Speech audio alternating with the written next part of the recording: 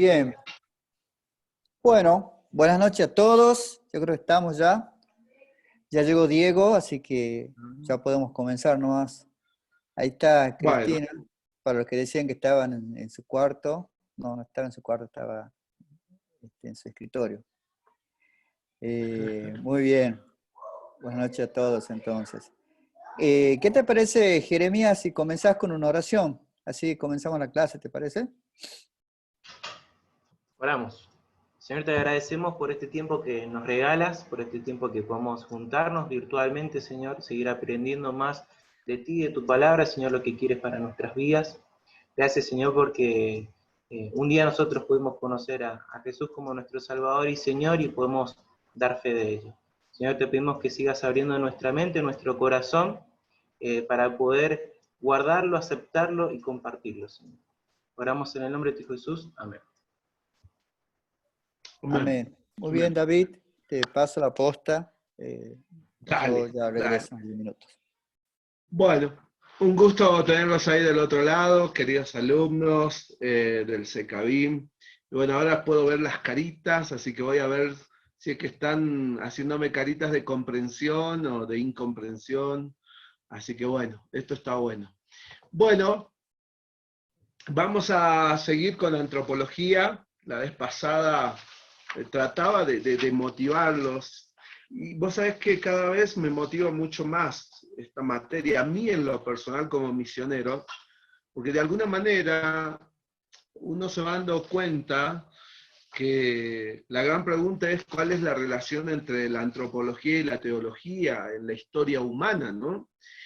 Y realmente es tremenda. O sea, a veces nosotros al no conocer historia de la iglesia, por ahí nos tragamos por así decirlo, el predicamento de hoy, que es tan humanista, que es tan antropocéntrico, y donde pareciera que Dios y la iglesia han sido totalmente anuladas. Sin embargo, voy a tratar de después recomendarles un libro que está muy bueno, pero que hace una incursión histórica entre el aporte que ha hecho precisamente la teología evangélica para la antropología. ¿Qué quiere decir eso? Que de alguna manera el hombre ha intentado buscar sus raíces, de dónde viene, hacia dónde va, quién es, cuál es su identidad. Y bueno, en esa búsqueda han tratado de permitir voces. Al principio al cristianismo no se le permitía demasiado la voz. Después vamos a ver que en el tiempo de Tertuliano ya las cosas cambian, ¿no? Y los aportes que hace el cristianismo a la antropología es tremenda, tremenda. En realidad es la que nosotros creemos como la esencial, la básica, ¿no? Y entonces se van dando cuenta que realmente el origen del hombre tiene que ver con Dios. Por ahí nosotros lo aceptamos ya como un hecho de fe, pero la antropología ha tenido, o el cristianismo ha jugado un tremendo papel en la antropología, porque de alguna manera han tratado de mostrar el origen del hombre y nosotros tenemos el Génesis, ¿no? Y es tan interesante, así que yo les animo a que también cuando puedan estar estudiando un poco de historia de la iglesia, fíjense en todos los aportes antropológicos que hicieron los pensadores cristianos. Bueno, vamos a hacer un repasito antes de entrar a la parte inmaterial, que es la que vamos a estudiar hoy. ¿Cuántos de ustedes ya miraron la materia de antropología o ya la tuvieron en algún momento? A ver. ¿Sí? ¿Alguien me levanta su manito? Bueno, los que no los veo, por lo menos digan yo, profe. ¿Sí? Acá, Luciana, ¿sí? ¿Alguien más tuvo la materia de antropología? Claro, Para no yo caer por ahí en los obvios, ¿no? Y, estuve sí, leyendo el material, digamos, y sí me interesa el tema, pero todavía no la tuve como materia. perfecto, perfecto. ¿Alguien más ya la tuvo? Ahí está, Cristina. ¿Sí? Muy bien. Yo vi, Bueno, yo vi antropología durante el profesorado, pero vi desde el punto de vista secular, ¿no? Cursé claro. materias de antropología, pero no obviamente desde el punto de vista bíblico. Excelente. Excelente. Bueno, eso te va a dar tal vez una amplitud también de apologética, ¿no? Porque Miren, nosotros los misioneros, sí o sí, tarde o temprano vamos a tener que hacer apologética presentando defensa de la esperanza que hay en nosotros, no de la razón de esa esperanza. Así que yo les animo a que después sigan con el tema de antropología, porque tiene un montón de riqueza que va a hacer que nosotros también podamos ser mucho más efectivos en el campo de la misión. Les vuelvo a repetir, a mí me ha servido un montón para interpretar la cultura que estoy tratando de alcanzar. La cultura que yo tengo es Coya, ¿no es cierto? Y yo vengo de ahí, pero también fue tan bueno entender por qué somos así, cuál es el problema de nuestra cosmovisión y todas esas cosas. Pero todo eso tiene que ver con antropología, ¿no? Entender la cultura, comprender cómo es el hombre que está afectado por esa cultura en la zona que a mí me toca trabajar. Así que realmente espero que esto les sirva. Pero también la valoración, vuelvo a repetir, yo creo que una de las cosas que más les va a costar en la obra misionera es amar a las personas. Vos no podés amar algo que sentís que no tiene valor, solamente Dios tiene esa tremenda entrega, ese amor ágape, que el objeto no tiene ningún, podría decir, atractivo, pero Él le ha dado un valor por creación, ¿no? Y a la misma vez, cuando lo salva, le da un valor de salvación, de persona salva, de hijo de Dios, y esa valoración es tan importante. O sea, la valoración de la criatura es tan importante para la evangelización, y la valoración de la criatura salvada es tan importante para el discipulado. Te lo vuelvo a repetir, la valoración de la criatura es tan importante para la evangelización, y la valoración del Hijo de Dios, de esta criatura salva, es tan importante para el discipulado. Entonces, fíjense en que todo eso tiene que ver con antropología. ¿Cuánto vale el hombre? ¿Sí? ¿Cuál es su identidad? ¿Por qué, yo te decía la vez pasada, por qué amar a mi enemigo? ¿Por qué amar a todos los hombres y no llamar inmundo a ningún hombre? Bueno, decíamos que la base principal es porque es creado a imagen y semejanza de Dios, ¿no?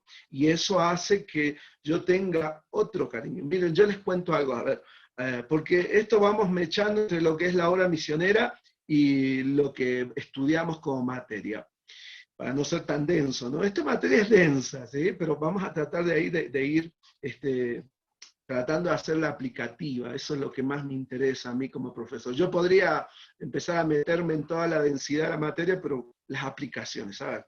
A mí me pasa que la valoración que tengo de los abrapampeños, son como 19.000 habitantes, el lugar donde vivo es la capital de la Puna, y yo siempre estuve encerrado en las 4 paredes de iglesia, ¿sí? Y siempre viendo un poco a los inmundos por allá afuera, inconversos, y nosotros aquí adentro, ese pueblo de Dios salvado. Pero lamentablemente yo tuve que verlas. Primero, una de las cosas que me zamarroneó a mí fue ver las miserias de la misma iglesia, ¿sí? Ver las miserias de los líderes, perdón que hoy voy a ser duro, pero ver esas miserias me hizo entender que de alguna manera no somos ángeles. Ver las tremendas decepciones que se llevan los nuevos cristianos cuando ingresan a una congregación y se dan cuenta que son personas también que, a pesar de que han sido salvas, siguen luchando con sus miserias, ¿no? Y a la misma vez nos han regalado por ahí una imagen de cristianismo, que es ese cristianismo perfecto en el púlpito, pero con miserias abajo del púlpito. Entonces, qué importante es que nosotros cambiemos un poco la visión que tenemos, ¿no? Entonces, yo por muchos años es que recibí a Cristo, a veces terminamos casi aislándonos un poco del mundo para no caer en esas tentaciones, porque venimos de ahí, pero llega un momento en que la madurez nos lleva a tratar de alcanzar ese mundo. Tal vez no ha sido tu situación, pero yo te cuento algo que a mí me pasó, y fue importante ver que el hombre que es cristiano, la mujer que es cristiana, que ha recibido a Cristo, sigue luchando con un montón de cosas. Ahora, eso me llevó también a ver qué valoración tiene o tengo yo como misionero de la gente que estoy tratando de alcanzar. Una vez me subí, acá en Abrapampa hay un cerro, el Cerro de la Cruz le dicen, y me puse a observar y a orar y a mirar un poco lo que era mi ciudad, ¿sí? Porque se la ve desde arriba. Y realmente me di cuenta que yo no quería solamente pastorear dentro de la iglesia, quería hacer una influencia afuera, ¿no? Hoy yo uso mi profesión de periodismo afuera porque trato de influenciar mi lugar, mi gente, y porque los amo, porque realmente encontré el valor de la criatura por tener imagen y semejanza de Dios. Y eso me ha llevado también a todos los días estar con ellos, ¿sí? Yo les quiero decir algo, con los abrapampeños, yo todos los días tengo contacto radial y también por el teléfono, 2 horas y media, todos los días, ¿sí? Acá está Delia, que vive aquí en Abrapampa y que, bueno, sabe de esa realidad. Ahora, ¿qué es lo que me ha llevado? Muchos pastores me han preguntado, ¿pero por qué hacer lo que estás haciendo? Bueno, porque amo a la criatura.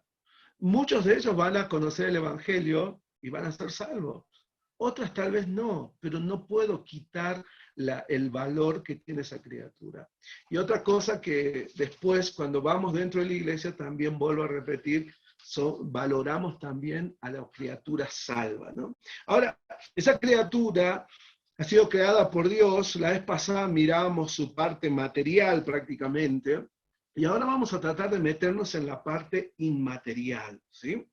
¿Qué significa o qué implica que el hombre sea creado a imagen y semejanza de Dios? Bueno, si vamos a la Biblia, ahí en Génesis, vamos a volver al Génesis, el capítulo 1, versículo 26, dice lo siguiente, ¿sí?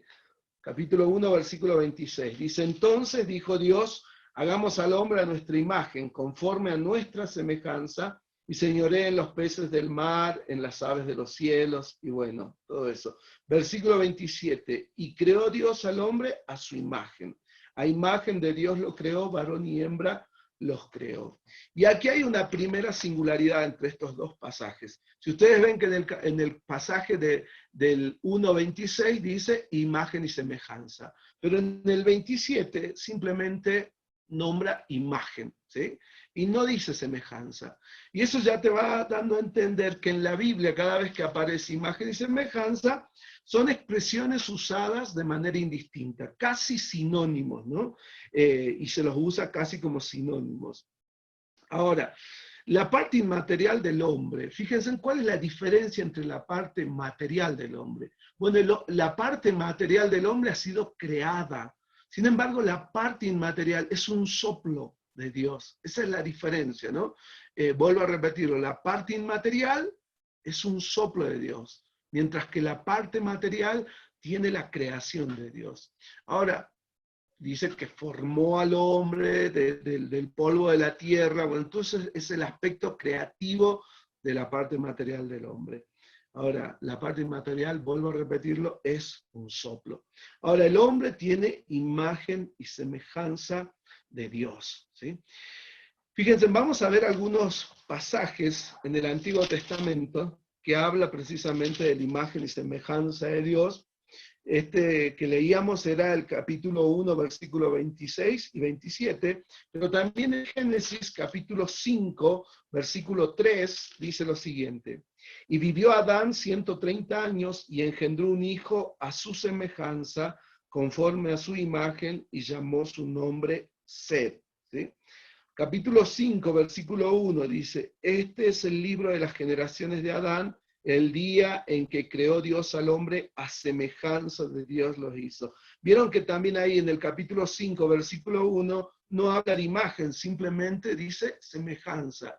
Esa es otra realidad que te hace entender que la palabra imagen y semejanza es usada indistintamente y casi como sinónimos.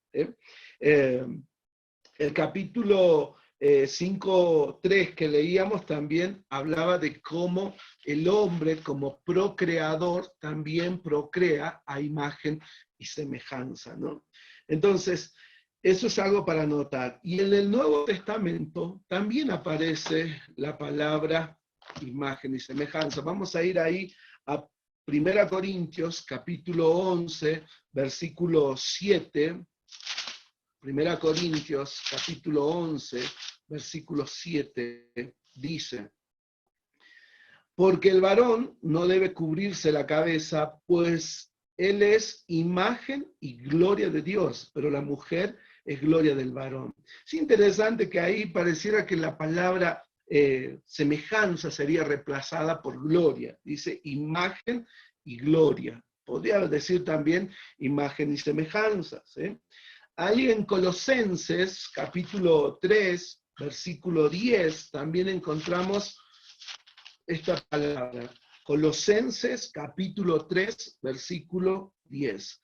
Y revestido del nuevo, el cual, conforme a la imagen del que lo creó, se va renovando hasta el conocimiento pleno. ¿Sí? Otro más, ¿sí? Santiago, capítulo 3, versículo 9. Santiago, capítulo 3, versículo 9, dice, con ella bendecimos al Dios y Padre, y con ella maldecimos a los hombres que están hechos a la semejanza de Dios. Fíjate que ahí en Santiago no habla de imagen, dice directamente semejanza. Entonces, en conclusión, ¿sí? Tanto en el Antiguo Testamento como en el Nuevo Testamento, la palabra imagen y semejanza se usan indistintamente como sinónimos, y es más, ahí en el Nuevo Testamento descubrimos también que la palabra semejanza es reemplazada por gloria, ¿no? Entonces, lo que Dios es se convierte en una copia de lo que Él es en el hombre, ¿sí? Nosotros de alguna manera somos una copia de Dios, ¿no? Él es la imagen y semejanza principal, ¿sí? Nosotros somos conforme a su imagen y semejanza. Ahora, esa parte inmaterial del hombre tiene divisiones, tiene divisiones. Ustedes saben que esto sirvió para la psicología, ¿sí? Cuando los antropólogos cristianos empezaron a plantear la cuestión de la parte inmaterial del hombre, bueno, ellos tuvieron que contrarrestar todas las ideas griegas, ¿no? De Platón, Aristóteles y todo eso, y de alguna manera tuvieron que hacer una gran exégesis de la Biblia y dar, ¿sí? de la manera más excelente posible las divisiones de esa parte inmaterial. Yo les decía la vez pasada, nosotros por ahí nos han enseñado, somos tripartitos porque tenemos alma, cuerpo y espíritu. Pero yo te decía que estas no son las únicas divisiones del hombre, ¿sí? El hombre tiene cuerpo, bueno, esa es la parte material, pero la parte inmaterial vamos a encontrar otras divisiones, el alma, el espíritu, la mente, el corazón, la conciencia, todas esas son partes, ¿sí? De la parte inmaterial del hombre, ¿sí? Son elementos de la parte inmaterial del hombre. Ahora, esos son elementos inmateriales, ¿no? Génesis 9:6, ahí nos decía que lo vamos a buscar. ¿Cuán importante es para Dios el alma y el cuerpo?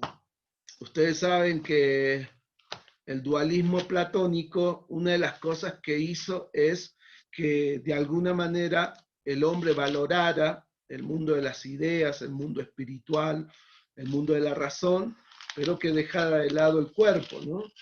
Y sin embargo, Dios nos dice que el cuerpo es importante, ¿sí?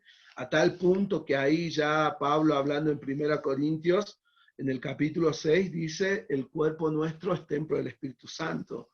Pero ese dualismo platónico, ese dualismo griego y filosófico, hizo que después los gnósticos, no sé si han escuchado de esta secta, ellos directamente despreciaran al cuerpo y llegaran a decir que era un obstáculo, ¿no? De crecimiento espiritual. ¿Sí? Era como un palo en la rueda para la emancipación del hombre, para que el hombre pudiera llegar a la perfección. Sin embargo, Pablo nos dice, no, el cuerpo es valioso, tanto como la parte inmaterial, como la parte material es valiosa para Dios. Y Génesis, capítulo 9, versículo 6, dice, el que derramare sangre de hombre, por el hombre su sangre será derramada, porque a imagen de Dios es hecho el hombre. Y fíjense, cuando yo les decía al principio, la cuestión de imagen y semejanza, sobre todo tiene que ver con la parte inmaterial del hombre, ¿sí?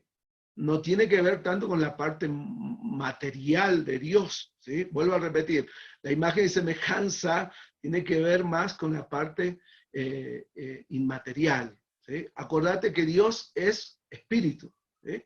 Entonces, la imagen y semejanza, vuelvo a repetir, tiene que ver sobre todo con la cuestión inmaterial. Ahora, eso no significa que el cuerpo no sea importante. Fíjate que acá Dios, alegando en contra del asesinato y pidiendo que se hiciera justicia por alguien que mataba el cuerpo de una persona, le da un valor y dice, vuelvo a repetir, el que derramare sangre de hombre, por el hombre su sangre será derramada, porque imagen de Dios es hecho el hombre.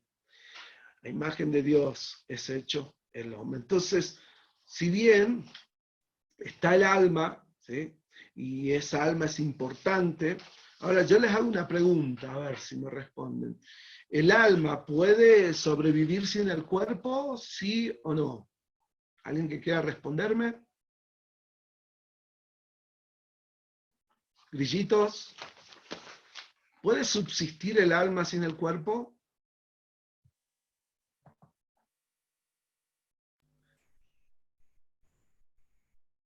Bueno, acá los estoy viendo ahí con... Sí, a ver, ahí está Diego. A ver, Diego.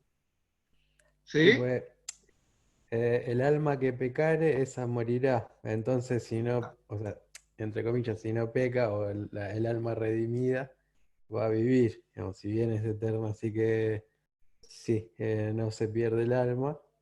Y es la respuesta a la pregunta, sí. ¿Qué piensa el resto? ¿Puede subsistir el alma sin el cuerpo? ¿Puede seguir viviendo sin el cuerpo?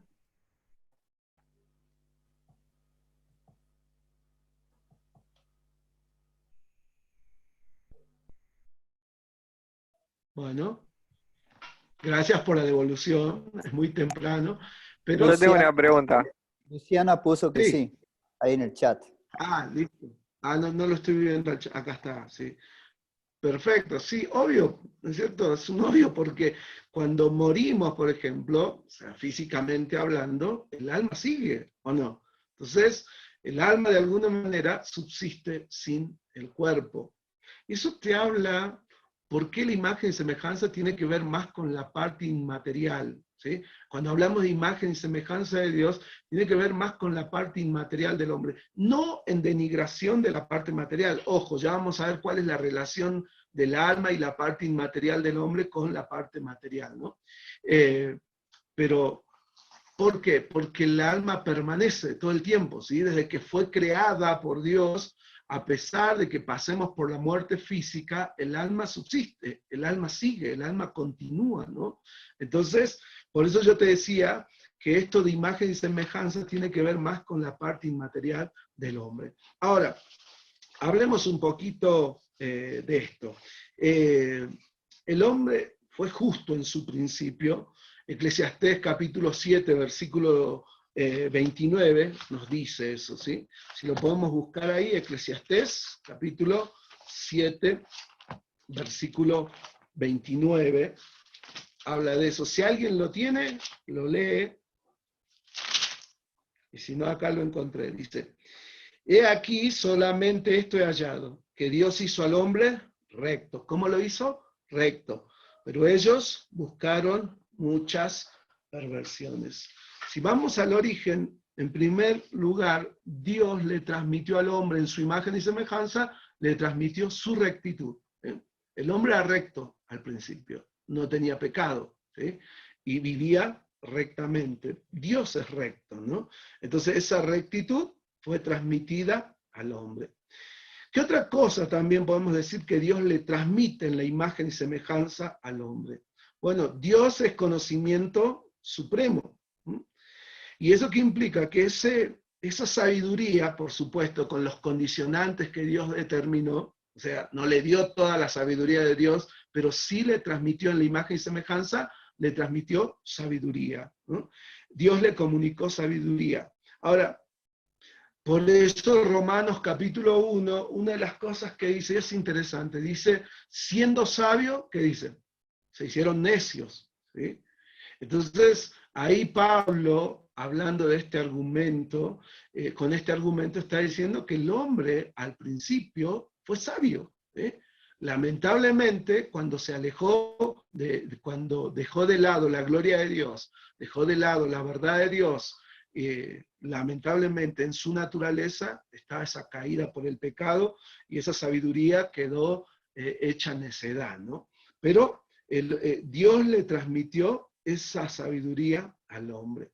Ahora, en Cristo, fíjense, la vez pasada hablábamos del primer Adán y del postrer Adán, y Cristo, como dice ahí Romanos capítulo 5, es ese postrer Adán que vino a recuperar lo que el primer Adán había perdido. Es interesante lo que dice Colosenses capítulo 3, versículo 10. Dice, y revestidos del nuevo, el cual conforme a la imagen del que lo creó, se va renovando hasta el conocimiento pleno. Fíjate, cuando una persona recibe a Cristo, o sea, o cuando yo recibí a Cristo, era un necio por la caída, porque en pecado fui engendrado, porque estaba muerto espiritualmente. Bueno, cuando recibí a Cristo, tengo esta posibilidad, lo dice ahí Colosenses capítulo 3, versículo 10, y revestido del nuevo, el cual conforme a la imagen del que lo creó, se va renovando hasta el conocimiento pleno. De esa renovación también nos habla Romanos 12, dice, transformaos por medio de ¿qué? De la renovación de vuestra mente. ¿Sí? Ahora, cuando una persona recibe a Cristo, tiene esa posibilidad de que de volver a la sabiduría que Dios le había transmitido al principio al hombre, pero que por la caída terminó en necedad, ¿no? Hay un proceso de renovación continua en nosotros, y es esa renovación de sabiduría en Dios. Es más, Pablo dice, nosotros tenemos ahora que la mente de Adán o la mente de Cristo. Tenemos la mente de Cristo, no tenemos la mente caída de Adán, ¿sí? Entonces, obvio que convivimos con nuestro viejo hombre, pero en el nuevo hombre nosotros tenemos la mente de Cristo y por eso podemos vivir en una continua renovación, podemos adquirir sabiduría. Eso es maravilloso. Miren,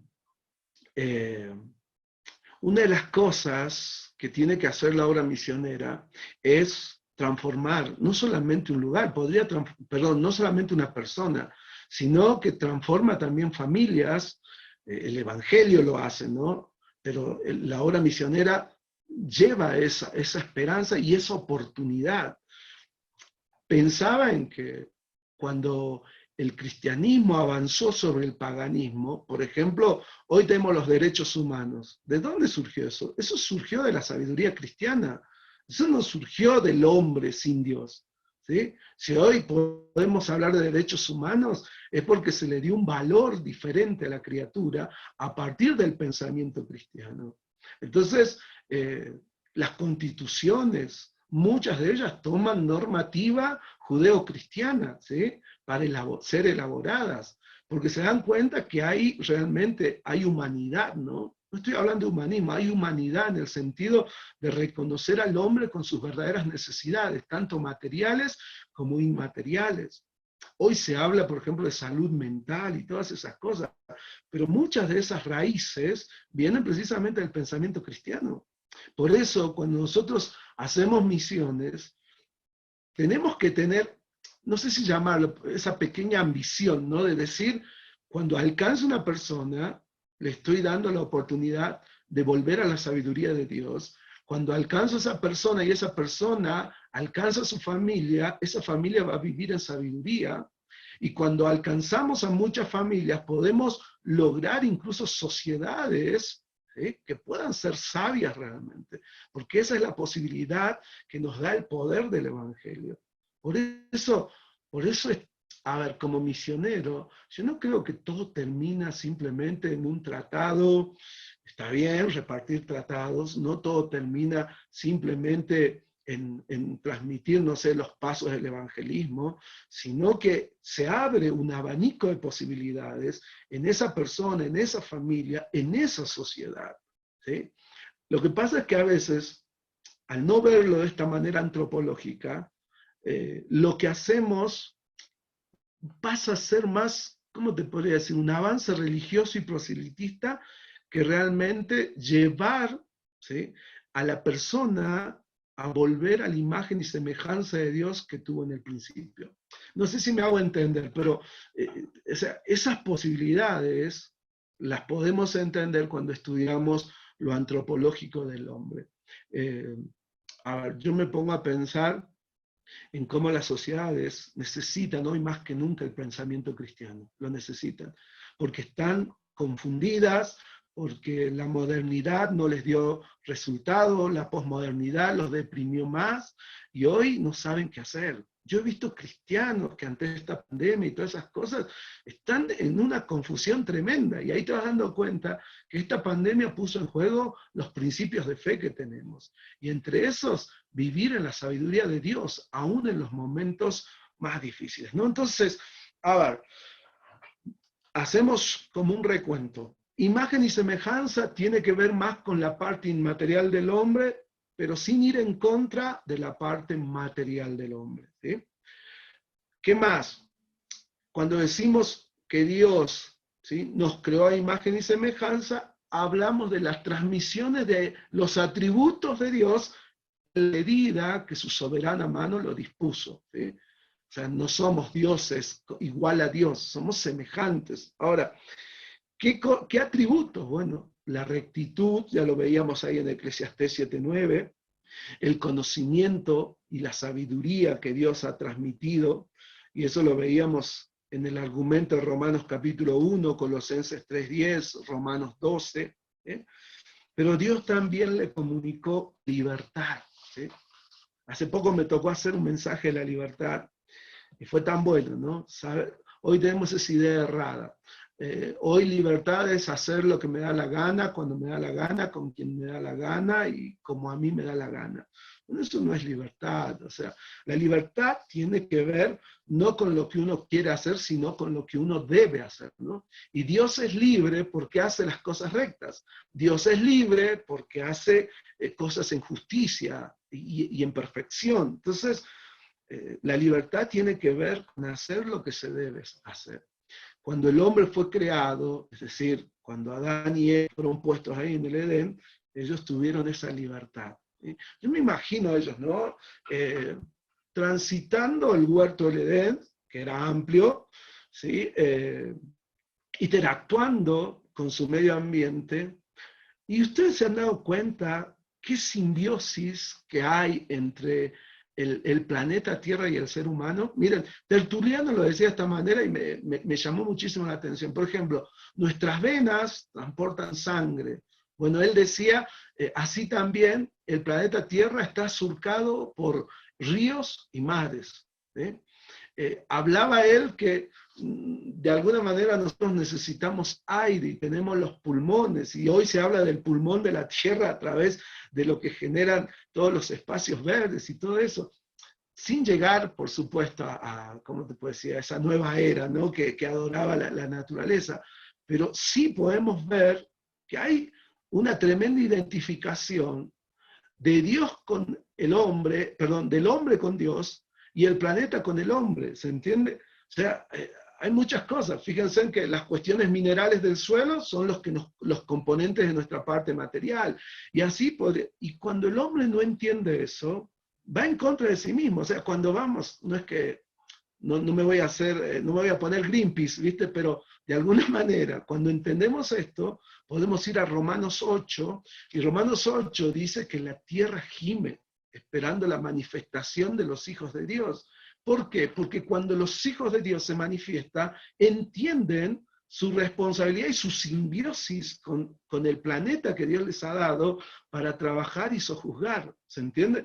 Y por eso les animo después, si pueden leer ahí Romanos 8, y uno se da cuenta, ¿no? ¿Por qué cuidar a la bestia, por ejemplo, y no idolatrarla, ¿no? ¿Por qué cuidar, por ejemplo, los espacios verdes? ¿Por qué cuidar mi planeta? Bueno, porque es creación de Dios, y cuando Dios ha creado al planeta, ha creado también al hombre, y hay como algo muy, muy cercano, una simbiosis entre estas dos partes, ¿no? Y eso tiene que ver con sabiduría. También, la gran pregunta es, cuando el hombre cae, ¿la imagen de Dios desaparece de la vida del hombre caído?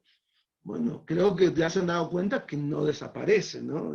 A ver, fíjense en solamente unos versículos. Primero, Génesis 9:6, que hablábamos de cómo Dios alega en contra del asesinato, porque dice el hombre es imagen. O sea, ¿por qué no matar a otro ser humano? ¿Sí? Y esto tiene que ver, a veces hay cristianos que me dicen, bueno, me meteré en el tema del aborto, ¿no? No se trata de ser pro vida o pro aborto, ¿no? Obvio que nosotros, muchos cristianos dicen, yo no soy eso. Bueno, lo que sí que tener una lógica de por qué defiendo la vida, cuál es la razón, bueno, porque Dios la defiende. Capítulo 9, versículo 6, lo vuelvo a leer, dice, el que derramare sangre de hombre, por el hombre su sangre será derramada, porque a imagen de Dios es hecho el hombre. Porque imagen de Dios es hecho el hombre, ¿no? Podría haber dicho fue hecho, no, dice es hecho el hombre, como dando a entender que a pesar que el hombre ha caído, no ha perdido la imagen y semejanza de Dios. Es verdad, esa imagen y semejanza hoy está caída, podríamos decir. No está en la plenitud del plan original de Dios. Tiene un montón de fallas, pero el hombre no ha perdido la imagen y semejanza de Dios. Primera Corintios, capítulo 11, estoy repasando versículos que ya volvemos a leer, pero ver los énfasis que necesitamos para el argumento que estamos dando, y dice ahí, Primera Corintios, capítulo 11, versículo 6, lo vuelvo a leer, y veamos los verbos, ¿sí? Porque si la mujer no se cubre, capítulo 11, versículo 7, dice, porque el varón no debe cubrirse la cabeza, pues él es imagen y gloria de Dios, pero la mujer es gloria del varón, ¿no? Y ahí está el verbo, es, ¿sí? No ha perdido.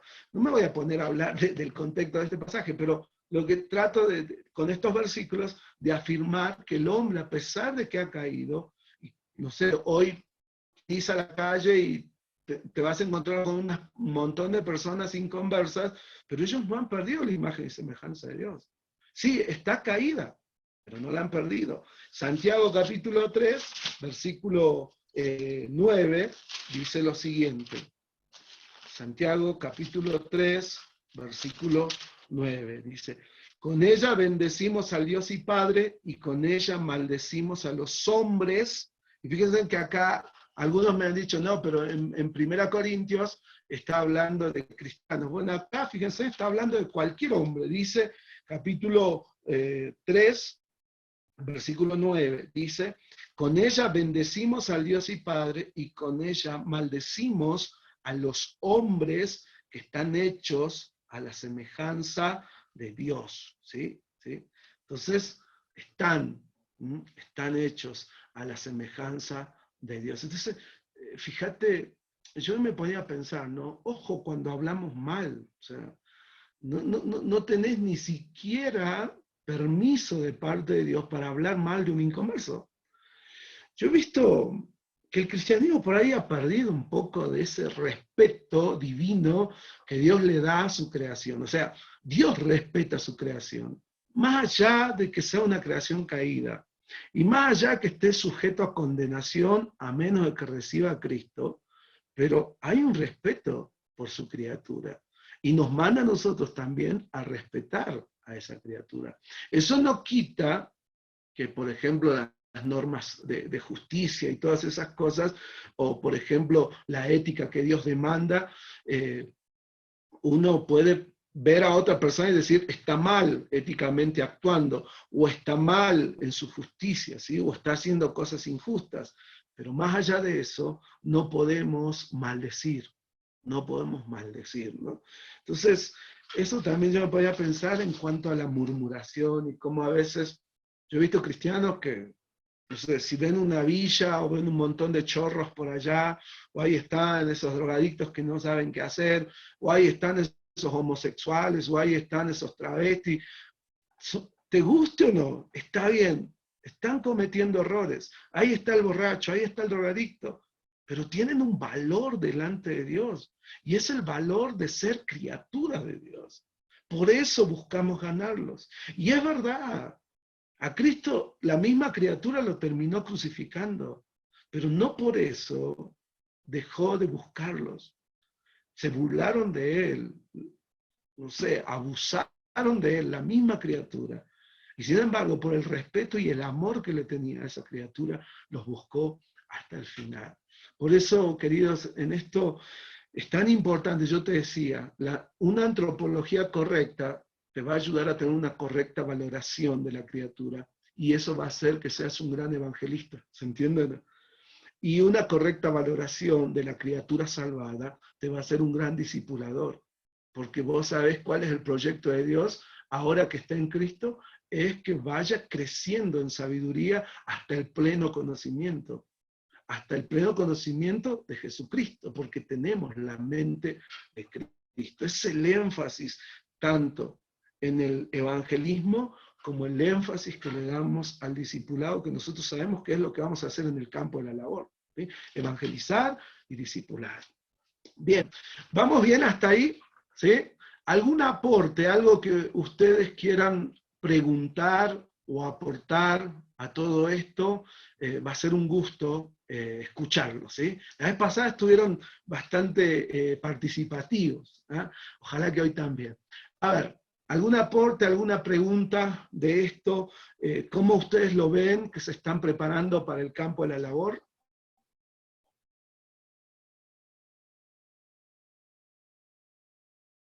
Hola. Ellos. ¿Se entendió lo que dijimos? ¿O me trabé solo? Acá me mandaron un dedito que está todo bien. Sí, bueno, yo quería comentar algo. Esto de la correcta valoración es muy importante porque a veces en el trabajo, se nota en el trabajo, en la obra, que hay muchos hermanos que por ahí, como usted decía, cuando pasan por una villa y hablan así, hay muchos que les esquivan trabajar en esos lugares o trabajar con ciertos niños, ciertos adolescentes, por esa, se podría decir, discriminación, porque creo que falta esto, ¿no? La valoración correcta de la criatura. Y este tema en sí, para mí es muy importante. Excelente. Y se ayuda a entender, a comprender que el Evangelio, como uno tiene que respetar hasta en cómo se refiere a una persona, ¿no? Así que sí, a mí me parece demasiado importante este tema. Excelente, excelente. ¿Alguien Aparte, más? una de las cosas que también uno puede, digamos, recordar es que un alma vale más que todo el oro del mundo. Entonces, digamos, a la persona que uno tiene enfrente, digamos, vale más de todo lo que se pueda imaginar. Entonces, cuando uno está consciente del valor de la persona, bueno, lo va a tratar de otra manera, sea converso o inconverso.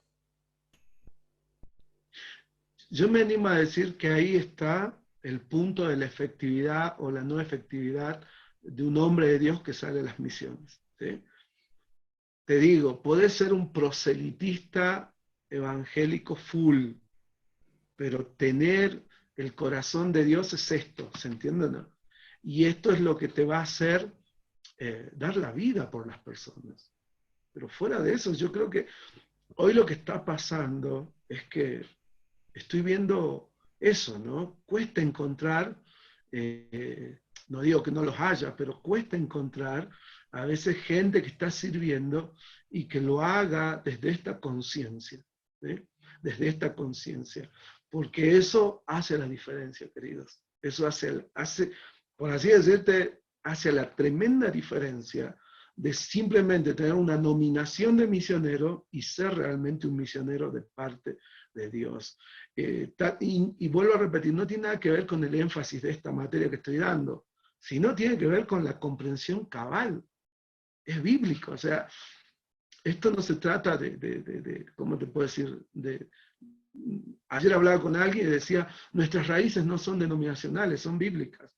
Bueno, las raíces de la misión que nosotros tengamos no tienen que ser denominacionales, sino que las raíces de la misión con la cual hacemos la misión tienen que ser bíblica, ¿no?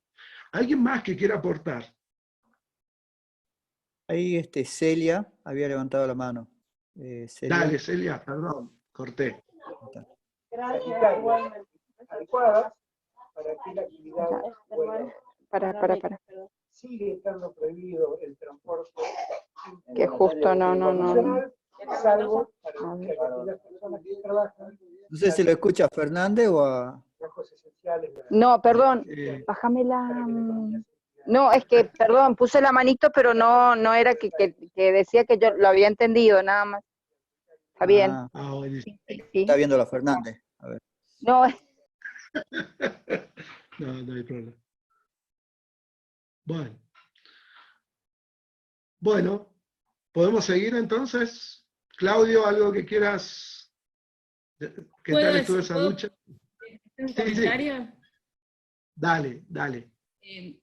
Yo escucho y bueno, y obviamente todos creemos lo que estás diciendo, David, ¿no? Por supuesto, ¿no? El amor por las almas que se pierden, ¿no?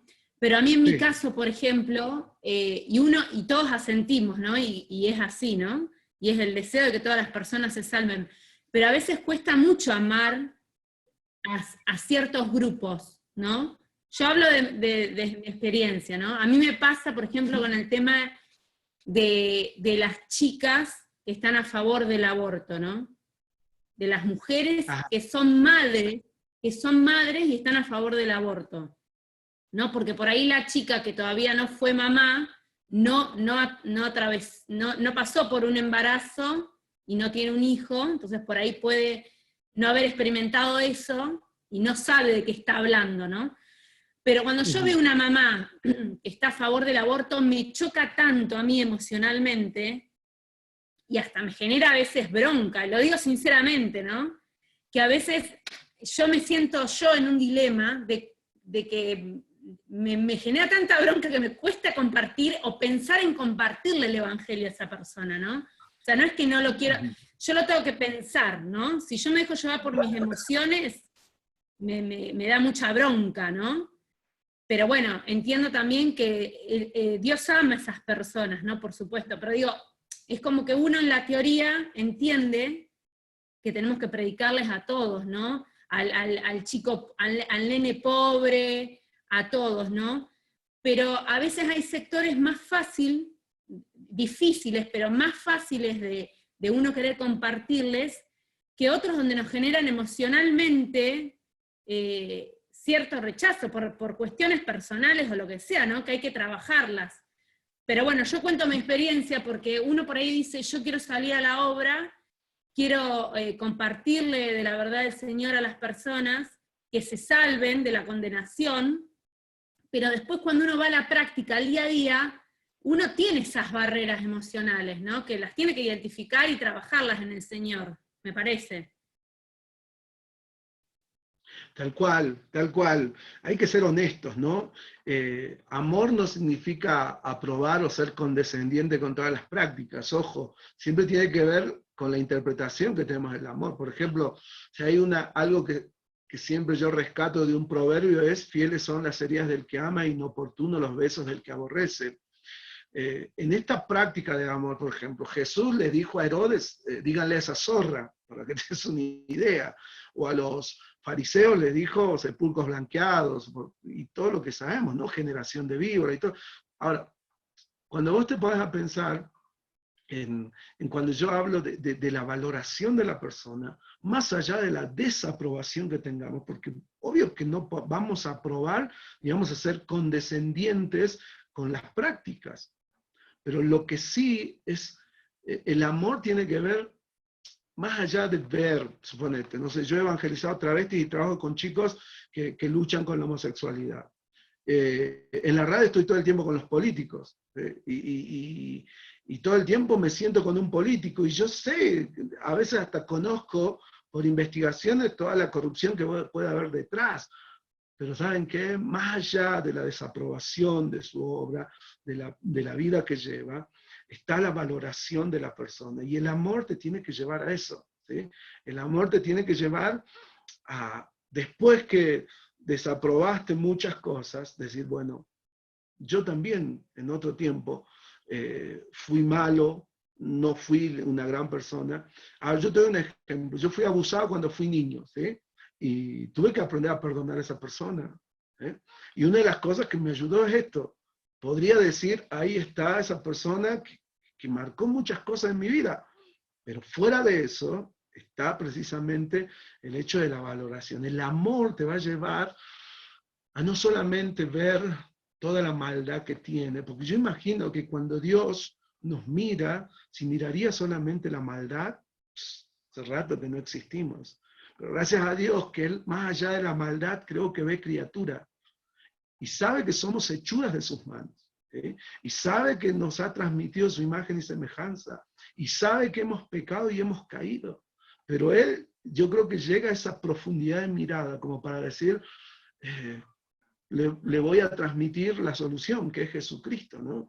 Y esa criatura caída, de repente pasa a ser restaurada en ese postrer Adán que es Jesucristo. Pero hay que ser muy honesto. Lo que dijiste, mirá, yo lo he vivido, lo he luchado. Pero cuando ahí está la diferencia de las misiones. Creo que es ahí cuando uno empieza a hacer misión realmente. Porque vas a encontrar un montón. Imagínense si ustedes se van a otros países y van a ver un montón de injusticias tremendas. ¿Sí? Acá la vemos, pero la vamos a ver mucho más, ¿no? Y eso creo que es importante. Muy bien, estamos en la parte aplicativa, pero no nos quedemos ahí, tratemos de ahondar un poquito más. Decíamos entonces que imagen y semejanza tiene que ver con la parte inmaterial del hombre, tiene que ver con esa transmisión de atributos que Dios ha hecho, pero por supuesto condicionado en su soberanía hacia nosotros. ¿Y qué nos transmitió? Bueno, nos transmitió su rectitud, el hombre fue recto desde el comienzo, después cayó, nos transmitió sabiduría, conocimiento, Dios es conocimiento supremo, ¿no? Y ha transmitido, dice Pablo ahí, que el hombre era sabio y se hizo necio, pero que ese hombre cuando es restaurado en Cristo va en pos del pleno conocimiento. Dios le comunicó libertad, y a pesar de todas las maldades, el hombre no pierde la imagen y semejanza de Dios, ¿no? Así que por esas cosas uno defiende la vida, y por esas cosas también, más allá de la desaprobación que uno tenga de los actos de maldad de una persona, uno puede mirar en lo profundo la imagen y semejanza de Dios. Ahora, Dios no pide cuentas de lo que no comunica. O sea, la gran pregunta es, a ver, cuando Dios juzgue al hombre, ¿en base a qué lo va a juzgar? Bueno, en base a cosas que le ha comunicado, que le ha revelado.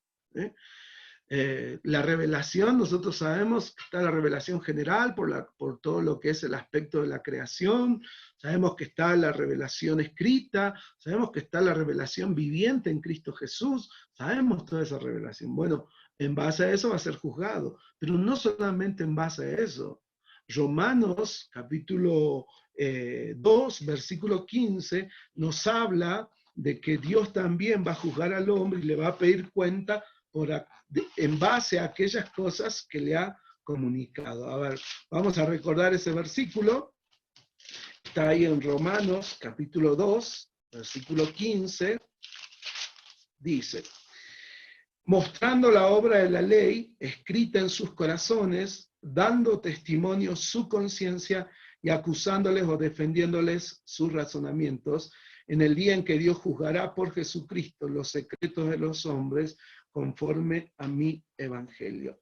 Fíjense en que acá habla de la obra de la ley. No está hablando de que Dios escribió la ley en sus corazones, no está diciendo eso. Lo que está diciendo es que dice, mostrando la obra de la ley escrita en sus corazones. ¿Qué está escrita? La obra de la ley. Y esa es interesante. Yo antes pensé que era lo mismo. No, son cosas diferentes. Una cosa es la ley de Dios. Nosotros vemos ahí en Éxodo capítulo 20, que ha sido transmitido a todo el pueblo de Dios y todo eso.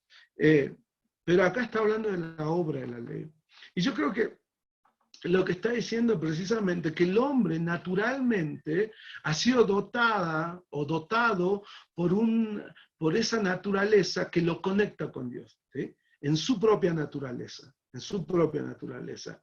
Entre esos está la conciencia, que es parte de la parte inmaterial del hombre. Y de alguna manera, por eso a veces nosotros decimos, ¿y qué va a pasar? No sé, nosotros siempre pensamos, acá por ejemplo, los incas, ¿sí? ¿Qué va a pasar con ellos que nunca escuchaban el Evangelio? Bueno, ellos van a ser juzgados en base a lo que Dios le ha comunicado y lo que Dios le ha revelado. Dios escribió en su corazón la obra de la ley, ¿sí? Y cuando yo pensaba en eso decía, ¿por qué yo sé que, no sé, por ejemplo, acá lo veo a Diego, ¿cómo sé que, no sé, meterle el dedo al ojo es algo malo? Bueno, pues si yo me lo meto yo solo, me doy cuenta que me daña. Entonces, me estoy dando cuenta que hay una ley de cuidado y protección, ¿sí? Con el otro, cuando yo mismo me protejo de esas cosas, ¿no? También la obra de la ley tiene que ver, vuelvo a repetir, con esas cosas comunicadas. ¿Qué le comunicó? Le comunicó rectitud, le comunicó sabiduría, le comunicó libertad, le comunicó otras cosas de parte de Dios, y eso de alguna manera Dios le va a pedir cuenta al final. Es decir, esa persona puede ser que nunca haya escuchado los 4 pasos o 5 pasos del Evangelio, pero va a ser juzgado en base a lo que Dios le ha comunicado y ha puesto en su parte inmaterial. Entonces eso es importante. Acá hay una pregunta, perdón David. Sí. Bueno, yo quería preguntar, no me animé hace rato, pero bueno, como usted venía hablando de que nosotros somos hechos a semejanza e imagen de Dios, en un momento se hablaba de un ser tripartito, pero después usted mencionó que, bueno, el hombre está constituido por muchas partes más. En esto de que que el hombre es un ser tripartito, teníamos el espíritu, el alma y el cuerpo que usted mencionó, pero ahora, como usted está mencionando la conciencia entraría dentro de una de estas 3 partes, o también otra pregunta, cuando Dios dice que sopló en el hombre aliento de vida, ¿a qué hace referencia? ¿Sopló en él espíritu y alma? Son dudas que una vez platiqué con una amiga y me dejó dando vuelta. Respecto a eso, sí. Cuando Dios sopló la parte inmaterial. Y en la parte inmaterial, ¿qué hay? Alma, espíritu, conciencia, corazón, ¿sí? Mente. Entonces son cuestiones inmateriales. Por eso yo te decía, fíjate que la parte inmaterial no fue creada como en la parte material, sino más bien fue un soplo, ¿sí? Por eso dice sopló aliento de vida. ¿Qué sopló? Sopló la parte inmaterial del hombre. La parte material ya estaba constituida por esos materiales que él tomó de la tierra y formó carne y hueso.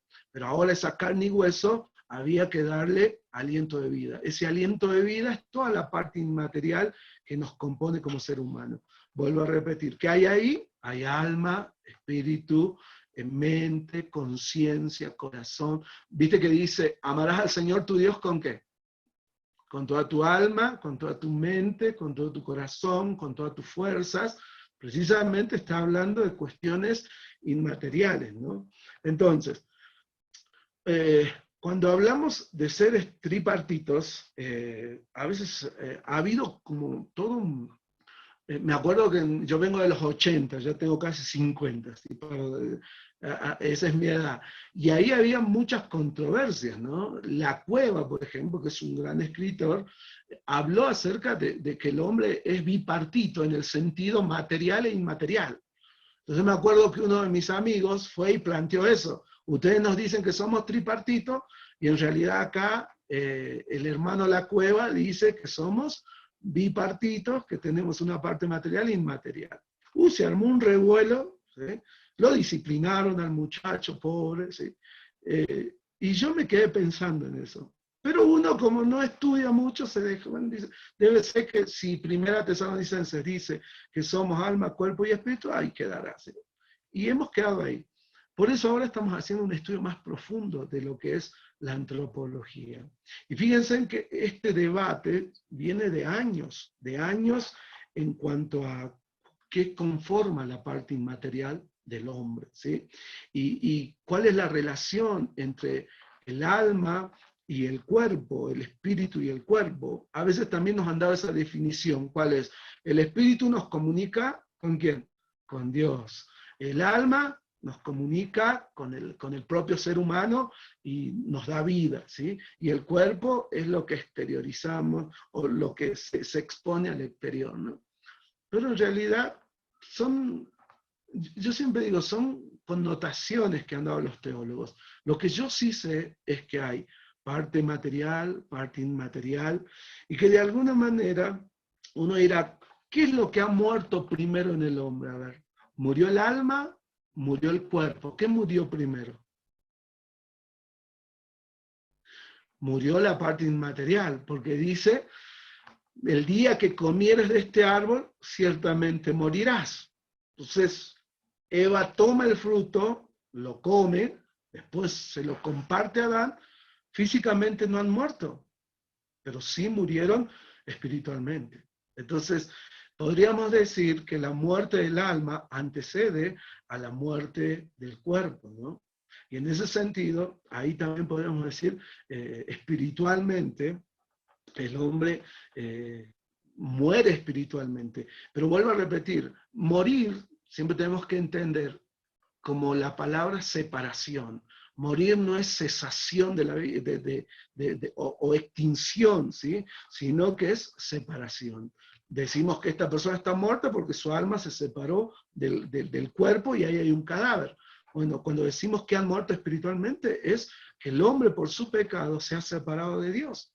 Y entonces ahí podemos decir, a ver, ¿qué murió? Murió el hombre en su aspecto inmaterial al principio y después murió también en su aspecto material, ¿sí? Como consecuencia. Y ustedes me dirán, ¿de qué se trata la muerte física? Bueno, la muerte física es la expresión de la muerte inmaterial, ¿se entiende? De la parte inmaterial. La muerte física de alguna manera saca a luz, revela lo que ya pasó en el corazón del hombre, que está muerto espiritualmente. Ahora ustedes me dan, ¿y qué pasa con los cristianos? Bueno, por eso hay resurrección para los cristianos, y en Cristo hay esa resurrección. ¿Qué quiere decir? Que si bien una persona cristiana muere físicamente, pero creemos en la resurrección de Jesucristo, ¿no? Y por ende creemos en un cuerpo glorificado. Ahora, sabemos que hay también una resurrección de condenación, pero nosotros creemos que eso es lo que sucede para el pueblo de Dios. Entonces, en resumen, ¿sí? Cuando hablamos de espíritu, de alma, vuelvo a repetir, de mente, de corazón, todas esas cosas tienen que ver con la parte inmaterial del hombre. Que por supuesto, ¿sí? Algunos dicen, ¿qué es eso? Algunos han llegado a decir que son como lo que sucede dentro de la parte inmaterial del hombre y lo que sucede, por ejemplo, mi conciencia, por ejemplo. ¿Qué es mi conciencia? Recién lo acabamos ahí de asociar un poco con Romanos 12. Muchos le han dicho el árbitro del bien y el mal. Eso es un error, porque el único árbitro del bien y el mal es Dios, ¿se entiende o no? Cuando nosotros tomamos esa apreciación de que la conciencia es el árbitro del bien y el mal que Dios nos ha dado, es como que nosotros dictaminamos qué es bueno y qué es malo, y caemos precisamente en este relativismo de hoy, que decide el hombre cuál es su verdad, y eso es un error. La conciencia tiene que ver con el conocimiento que uno tiene de uno mismo, del conocimiento mancomunado que tiene la parte material e inmaterial, y cómo pareciera que se transmiten esas cosas. Y por supuesto, la conciencia elabora cosas, elabora toda la información que le llega por los 5 sentidos, elabora lo que la mente absorbe a través del estudio, del conocimiento, de la experiencia, y entonces toma todas esas cosas y elabora cuestiones que hacen al conocimiento de uno mismo, y también después ese conocimiento se refleja en el comportamiento del hombre, ¿no? Pero de alguna manera tengamos cuidado con eso, ¿no? A mí me ha pasado que a veces yo he dado esa definición y después tuve que retractarme porque no era correcta, ¿sí? El alma no es un árbitro para nosotros, ¿sí? Ahora, alguno dirá, pero ¿acaso la conciencia, pero la conciencia acaso no nos dicta qué está bien, qué está mal? Nos dicta prácticamente, repite, ¿sí?, la información que tiene. Si esa conciencia se ha formado en Dios, obvio que la conciencia te va a censurar o te va a aprobar de acuerdo a los principios de Dios. Ahora, si esa conciencia no tiene los principios de Dios, no ha sido formada, simplemente va a aprobar o desaprobar lo que conoce por la obra de la ley, como recién decíamos. O sea, lo que naturalmente percibe como bueno y malo, que también lo puede percibir. Fíjense en que, a ver, yo percibo que es bueno el amamantar a un niño, porque veo un animal, por ejemplo, que se preocupa, un gato, una perra, una gata, una perra, se preocupa por ese niño. Bueno, esa ley natural me llega a la conciencia y yo me voy dando cuenta que realmente puedo decir, bueno, esto está bueno, esto está mal, ¿no? ¿Alguna pregunta de esto? ¿O algo que quieran añadir? Yo de nuevo. Sí. Con respecto a Romanos 2:15, cuando dice, leo del 14, dice, porque cuando los gentiles que no tienen ley hacen por naturaleza lo que es de la ley, estos, aunque no tengan ley, son ley para sí mismos. Y el 15 dice, mostrando la obra de la ley escrita en sus corazones, dando testimonio su conciencia y acusándoles o defendiéndoles sus razonamientos. Aquí estaría apoyando lo que usted decía sobre que la conciencia en cierta forma también puede llevarnos a pensar que esto está bien y que esto está mal, pero no en su totalidad, algo así. Exacto, o sea, a ver, la Biblia, por ejemplo, dice no juzguéis. ¿En qué sentido te dice? Porque uno de alguna manera hace juicios de valor, ¿verdad? Y no puede dejar de hacer juicios de valor. Pero lo que te está diciendo es, no juzgues poniéndote como el máximo juez del bien y el mal. Porque ese único juez está sentado en los cielos, y es Dios, ¿no? Y Él es el único que determina qué está bien y qué está mal. El problema de hoy es que nosotros somos parte de una generación de relativos, y eso realmente nos ha llevado a una tremenda confusión dentro de la misma iglesia, ¿no? Hay muchos hermanos, por ejemplo, que piensan que la conciencia es la voz de Dios, nada que ver, o sea, una cosa es la voz de tu conciencia y otra cosa es la voz de Dios. Por ejemplo, por algo Pablo habla de conciencia débil, conciencia fuerte, conciencia cauterizada, etcétera, etcétera. Ahora, la conciencia puede ser bien formada o mal formada. Por ejemplo, si una conciencia está basada solamente en base a tradicionalismos, podés terminar en el legalismo y podés terminar censurando legalistamente cosas que Dios no censura. Entonces, la conciencia, por eso Pablo dice, si bien mi conciencia no me acusa, mayor que mi conciencia es Dios. No sé si se acuerdan de ese pasaje, ¿sí? Entonces, Pablo mismo dice, yo por ahora no tengo cargo de conciencias, pero mi conciencia no es el principal árbitro del bien y el mal. Está Dios por encima de mi conciencia. Ahora, el ser humano que no tiene a Cristo, lo que sucede es que su conciencia no es formada por los principios de Dios, entonces es formada por la experiencia, lo que naturalmente vive, y ahí va elaborando lo bueno y lo malo, ¿sí? Obvio, eso es muy limitado, muy primigenio, y como dice, son los rudimentos del mundo, o sea, esa persona está formando su conciencia muy rudimentariamente.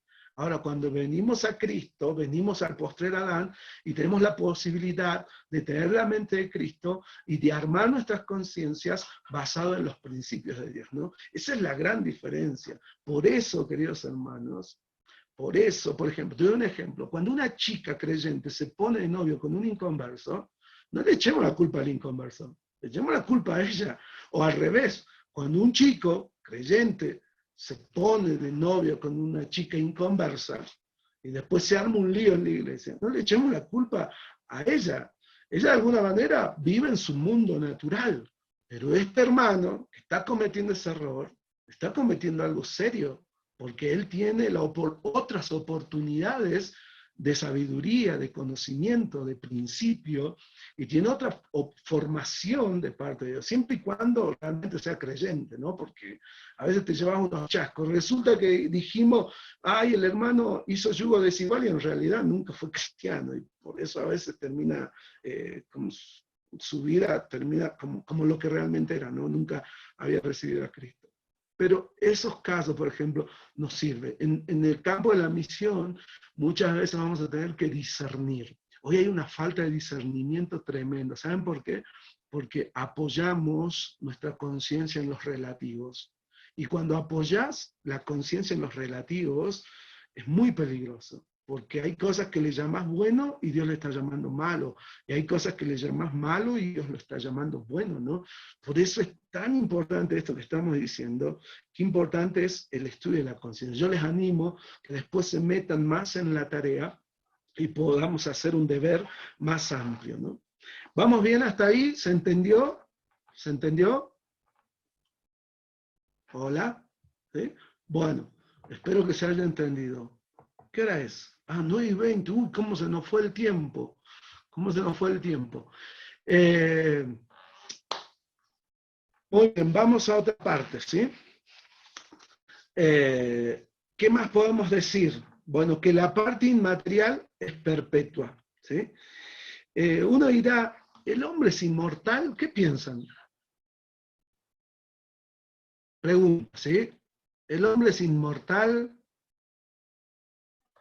Y después le voy a pedir que leamos un versículo, ¿no? A ver, lo voy a ir buscando ahí mientras alguien se anima a contestarme.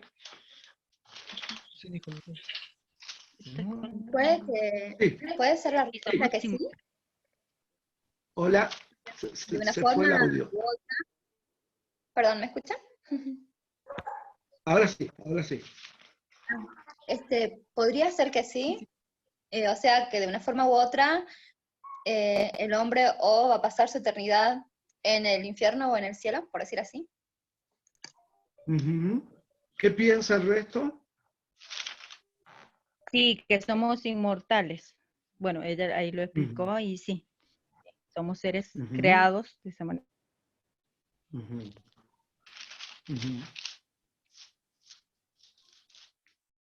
¿Alguien más?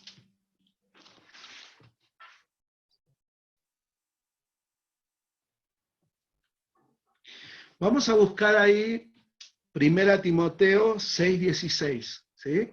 1 Timoteo 6:16 dice, el único que tiene inmortalidad, que habita en luz inaccesible, a quien ninguno de los hombres ha visto ni puede ver, al cual sea la honra y el imperio sempiterno. Amén.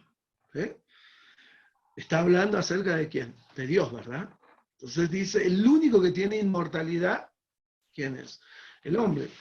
La Biblia sí nos dice que Dios ha puesto eternidad. O sea, ese apuesto te habla de que nosotros sí o sí tenemos un comienzo, ¿sí? Y eso te habla también que cuando Dios se autonombra a sí mismo, dice yo soy, no es yo tengo, ¿no? Yo soy el alfa y el omega. Es decir, yo soy principio y fin, y eso habla de su inmortalidad. Mientras que nosotros tenemos un principio, y podríamos decir también que tenemos un final, en el sentido de que nuestro final es de eternidad, ¿no? Pero el único que tiene inmortalidad, ¿qué quiere decir eso? Que no tiene principio y fin, sino que Él es el principio y el fin, es Dios, ¿no? Y ahí podríamos resumir esto. Entonces, de alguna manera, el único inmortal, porque, a ver, ¿se acuerdan? Los que somos viejitos leíamos una historia que se llamaba Gilgamesh, el Inmortal. ¿Se acuerdan de esa? Es una bien viejita.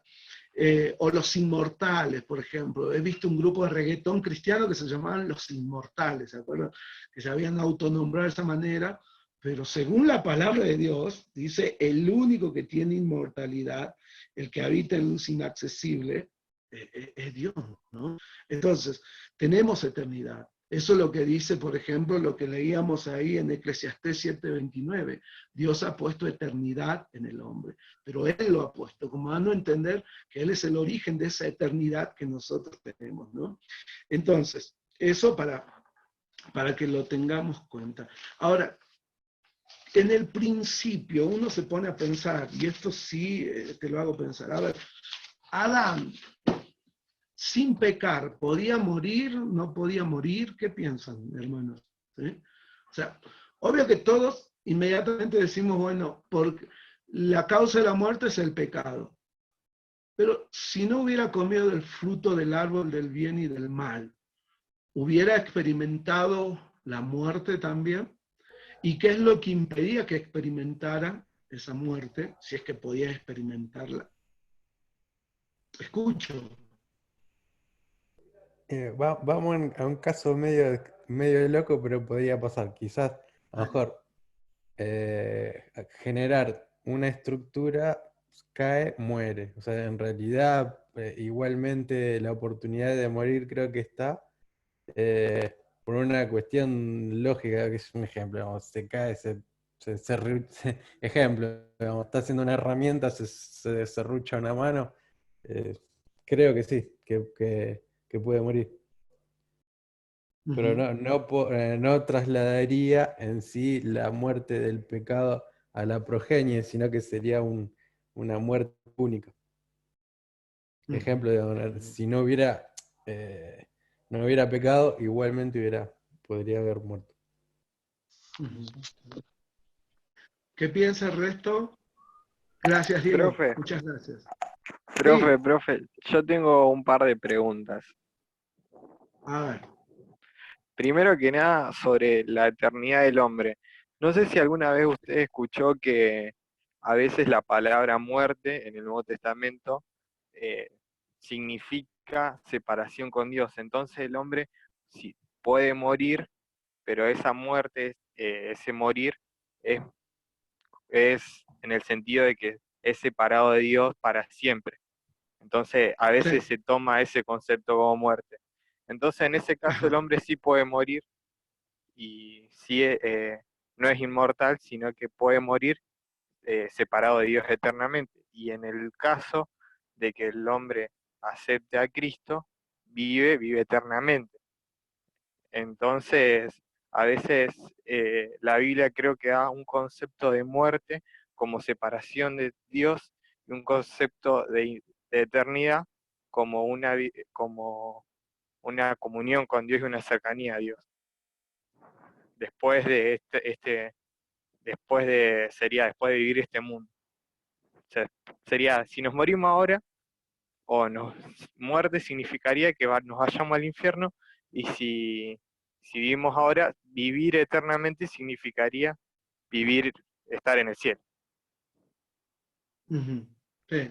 ¿Se entiende? O sea, imagino que estás tratando de decir, o sea, estoy tratando de que de alguna manera también recordemos que a la larga también hay una resurrección de condenación y hay hay una resurrección de condenación y hay una condenación eterna, ¿no? O sea que de alguna manera esa transmisión de imagen y semejanza también tiene que ver con la transmisión de eternidad al hombre, y esa imagen y semejanza, dijimos, no se pierde por la caída. Por ende, aún aquellas personas que han muerto sin Cristo y sin esperanza, igual tienen que responder a esa transmisión de vida eterna que Dios les ha dado, por supuesto, muy diferente a la vida eterna de los hijos salvados, ¿no? De los hijos de Dios. Pero hay eternidad ahí también, ¿no? Entonces, por ahí hay que tener cuidado con decir que eternidad tiene que ver con unidad con Dios. Lo que sí podemos decir es que es una eternidad distinta, ¿no? Obvio que tiene que ver con la vida en Dios y la vida precisamente en la gloria de Dios, en la presencia de Dios, ¿no? Pero recordemos que todo ser humano, Dios vuelvo a repetir, en su imagen y semejanza, una de las cosas que también puso fue eternidad. Y hay una eternidad de condenación también, ¿no? Ahora, hablando de esto, y hablando un poco sobre si La pregunta, ¿cuál fue? Se me hizo una laguna mental, a ver, alguien que me ayude. La Sí, el pregunta hombre podría morir o no. Sí, ¿Cómo? Adán podría haber muerto. Ah, perfecto. ¿Qué me dicen del árbol de la vida? ¿Vieron Justo que eso le iba a una de las preguntar, cosas? Perfecto. porque ¿Va a ahí estar en decía, el cielo? tenía esa duda. ¿Qué? ¿Va a estar Tenía en el esa duda. cielo el árbol de la vida? ¿Por qué Dios en un momento les prohíbe probar del árbol del bien y el mal, pero no les prohíbe probar del otro árbol, el árbol de la vida? Esa es una pregunta que tenía. O sea, yo sé que una vez se dijo, bueno, se dice a veces que es por misericordia, porque el hombre si no iba a vivir en pecado toda la eternidad, pero no entiendo mucho ese concepto. Aparentemente, para la parte material, vuelvo a repetir, ¿sí? Para la parte material era tan necesario ese árbol de la vida, ¿no? Era necesario para la permanencia y la subsistencia de esa parte material. La gran pregunta es, ¿la parte inmaterial necesitaba también de eso? Y bueno, si Dios transmite vida por soplo, pero esa vida también puede ser transmitida por un fruto del árbol. ¿A qué vida se hacía referencia? ¿A la vida material o a la vida inmaterial? ¿Se entiende lo que digo, la pregunta? O la cuestión. Entonces, en lo personal, lo que yo creo, y después si alguien hace un estudio, por favor me enseña por ahí me corrigen esto, pero yo creería que si realmente la parte inmaterial del hombre tiene que ver con el soplo directo de Dios, entonces depende de ese soplo, ¿no? Y no tanto el fruto de un árbol. Y en lo personal creo que el fruto del árbol está apuntado más a la parte material del hombre, ¿no? Son conjeturas. Por ahí la Biblia a veces no lo revela totalmente, pero sí podemos llegar a pensar en eso, ¿no? Entonces, conforme a eso podríamos decir que el hombre podía vivir en su parte material continuamente tomando de este árbol. Ahora, también lo pienso como un fruto de alimentación, ¿no?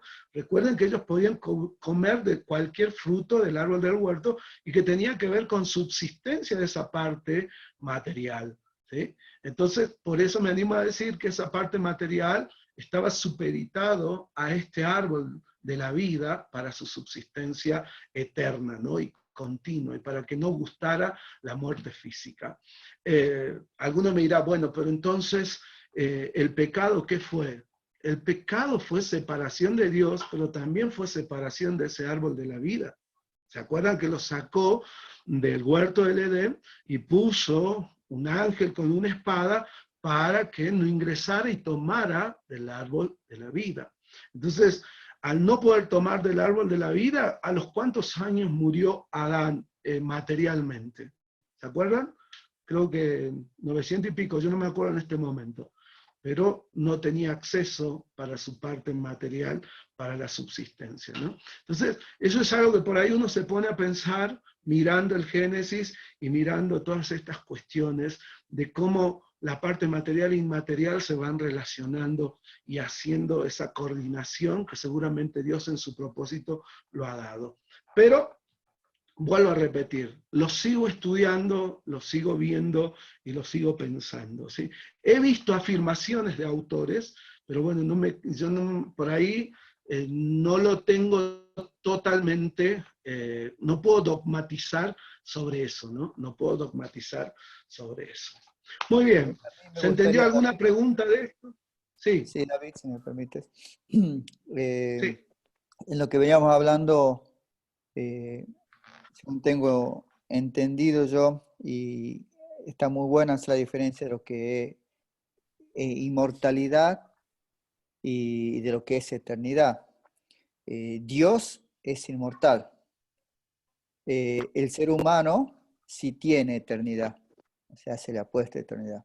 Pero Dios es el único inmortal porque, bueno, no prueba la mortis, la muerte en sí. Dios no tiene principio ni fin. Pero sí nos dice que Él puso la eternidad en el hombre, y como decía David, eso implica que hemos sido creados y que Él nos puso eso. Entonces hay que hacer una diferencia. Ahora, cuando hablamos de eternidad, obviamente la palabra de Dios nos enseña que siempre hablamos eso de invertir en las cosas que son eternas, ¿no? Invertir en Dios, en su palabra y en las personas, que son las que tienen eternidad. Y cuando hablamos de eso, hablamos de la eternidad que nos depara una eternidad, ya sea para condenación, que implica estar separado de Dios, o una eternidad con Dios. Y eso es lo que nosotros apuntamos con el mensaje de llevar a las personas que pasen su eternidad en la presencia de Dios, porque eso es el mensaje en sí para el ser humano. Y también la Biblia, en relación a lo que nos decía Martín, nos habla de la primera muerte y la muerte segunda. Quizás entendida la primera muerte o la muerte primera es una separación física que experimentamos el ser humano, o por lo menos todos vamos a experimentar si es que el Señor Jesús nos viene antes y nos lleve, que venga antes que lleguemos, no sé, vamos a ver, pero es una separación física, cuerpo y alma, y la segunda muerte, o la muerte postrera, o la muerte final, esa es la muerte que viene después del juicio, en la que ya ahí estamos, el juicio ya nos dice si es que vamos a la eternidad con Dios o la eternidad sin Dios. Entonces, esa es la segunda muerte de la que no hay vuelta atrás, esa es la peor. Ahí implica netamente separación. Y coincido con lo del árbol, porque vamos a decir, el ser humano a ese momento, poniéndolo en lenguaje simple, era vegetariano. O sea, Dios le da todos los árboles, todas las hierbas, todas las frutas para que coma de eso. Y Él le dice solamente que no prueben el árbol del bien y del mal. Y bueno, el pecado fue probar de eso. Y como algunos dicen, y coincido con David, el árbol de la vida estaba ahí para ir preservando el cuerpo físico, porque es indudable que en sus comienzos el hombre tenía tantos años de vida con un fin específico, la procreación. Tenía que vivir muchos años para procrear y llenar la tierra. Ese fue el objetivo. A medida que la tierra se iba populando, el hombre empezó a vivir menos. Pero cuando el Señor ve que ellos desobedecen, y la pregunta de David decía, ¿podría ser que Adán podría haber muerto sin pecar? ¿Cómo sabe Adán qué significa muerte? Cuando Dios les dice, ciertamente morirás. ¿Cómo sabe Adán qué es la muerte? O sea, estaba no impresa ya en su conciencia, en su alma, sabiendo lo que implicaba esa separación. Y Dios le prohíbe, lo saca del huerto para que no pruebe el árbol de la vida, porque de otra manera no se iba a cumplir con el decreto que le había dicho. Sabía que si el hombre había echado mano al árbol de la sabiduría, lo iba a hacer también con el árbol de la vida.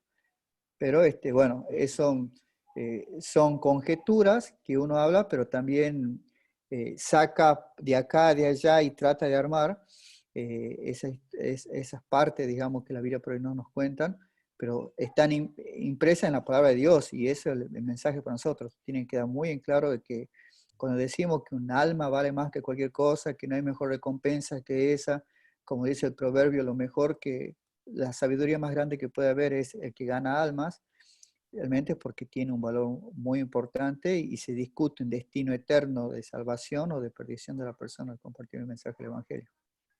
Eso era mi aporte. Gracias. Excelente. ¿Puedo Yo quiero preguntar algo? terminar. Sí, Delia. Ahí cuando usted decía hacía referencia a lo del árbol de la vida, que si iba a estar o no en el cielo. Acá en Apocalipsis 22:2 dice que sí, dice en medio de la calle de la ciudad, a uno y otro lado del río, estaba el árbol de la vida, que produce 12 frutos, dando cada mes su fruto, y las hojas del árbol eran para la sanidad de las naciones. Ahí mi duda era de que si el árbol de la vida tiene la misma función que cuando estaba en el Edén, ¿o no? Yo pienso que cuando dice, ya está hablando de la nueva Jerusalén, ¿no? Yo quería terminar con esta aplicación. ¿Alguna vez va a cesar nuestra dependencia de Dios?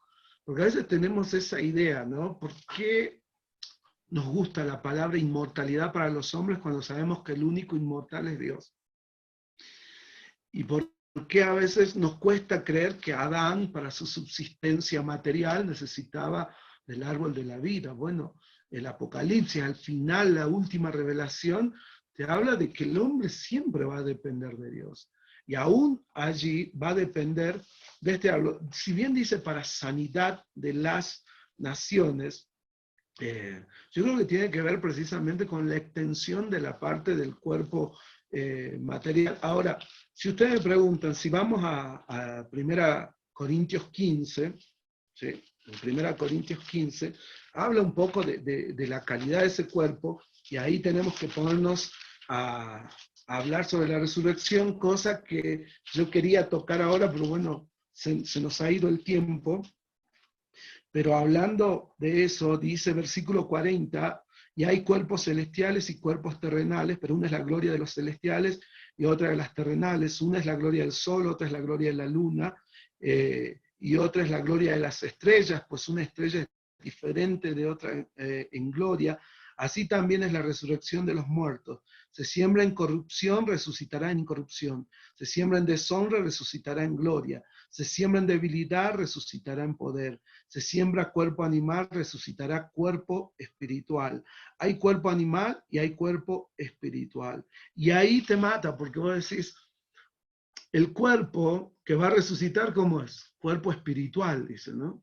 Y la gran pregunta es, lo que dice ahí Apocalipsis, ¿a qué está haciendo referencia? Dice sanidad para las naciones.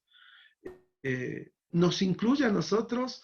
¿El espíritu de alguna manera necesita del árbol de la vida también? Bueno, también es otra pregunta que te queda, ¿no?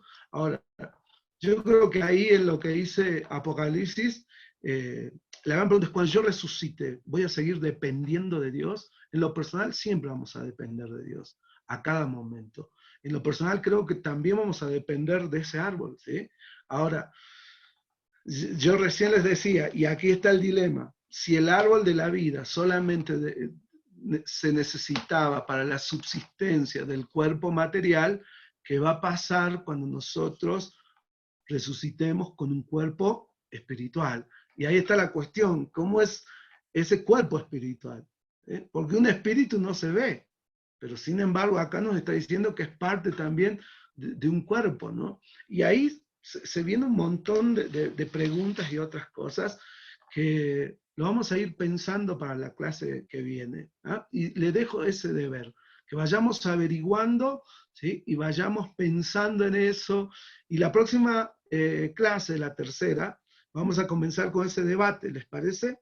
Un buen debate, por supuesto, para ver qué es lo que han averiguado sobre esa situación, y bueno, eso va a ser de alguna manera. Lo que sí hoy quiero quedarme pensando esto, cuando vayas a la misión, vas a depender de Dios.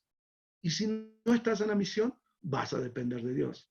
Y si estás en el cielo, vas a seguir dependiendo de Dios. La dependencia de Dios nunca acaba, ¿sí? Porque Él es creador y nosotros somos criaturas.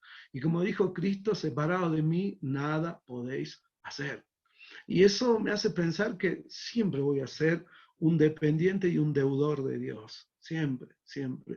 Más allá de que Cristo haya pagado mi deuda por mi pecado, pero aún así siempre voy a necesitar a Dios, aquí y en la eternidad. Puede ser, no sé, les trato de decir esto sobre todo porque una de las cosas que me ponía a pensar es cómo el hombre depende de Dios, tanto en su parte material, inmaterial, cómo el hombre depende de Dios, tanto en su parte mortal, física, como también en su parte de eternidad. No deja de depender nunca de Dios. Por eso es que el ejercicio de dependencia en oración, el ejercicio de dependencia en búsqueda de la voluntad de Dios, el ejercicio de dependencia en no afanarnos, sino esperar que Dios, el proveedor, pueda llegar a nuestras vidas, es algo continuo. Es algo continuo. Y si vas a la misión, yo te animo a que puedas pulir tu dependencia en Dios, porque la vas a necesitar mucho más de lo que tal vez ahora lo estás necesitando. Y no digo que ahora no lo necesites, pero te vas a enfrentar con muchas cosas, y eso es algo que yo quería terminar hoy recalcando. Siempre vamos a depender de Dios.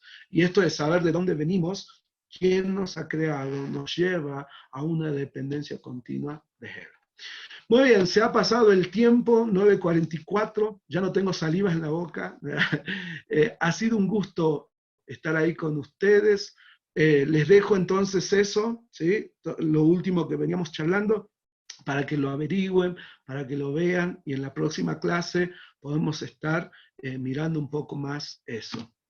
Claudio. Muy bien, muchas gracias entonces a todos por el tiempo.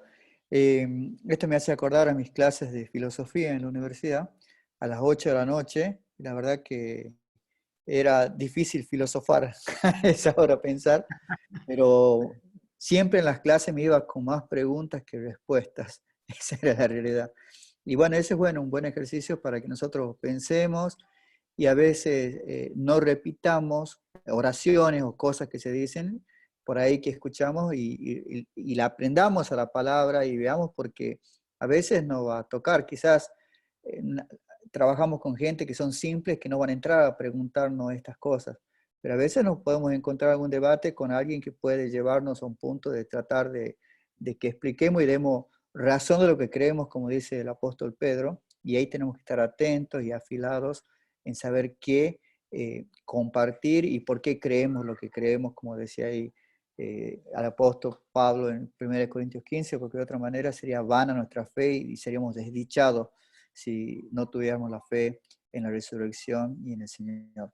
Así que bueno, Dios mediante, nos vemos la semana que viene, el día martes nuevamente, a las 20 horas, con David en la clase 3. Mañana van a tener el contenido ahí en la página para que puedan leer, y bueno, y preparen para poder charlar el martes que viene, si Dios mediante, si es así.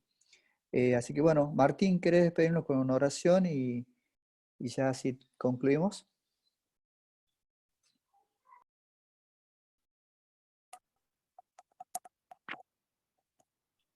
Oramos.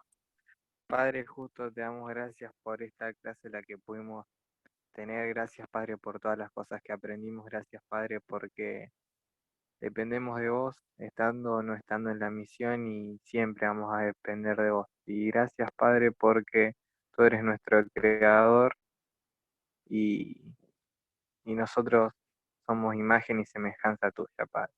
En el nombre de Jesús, bendecí al profe y bendecí la próxima clase, en el nombre de Jesús. Amén.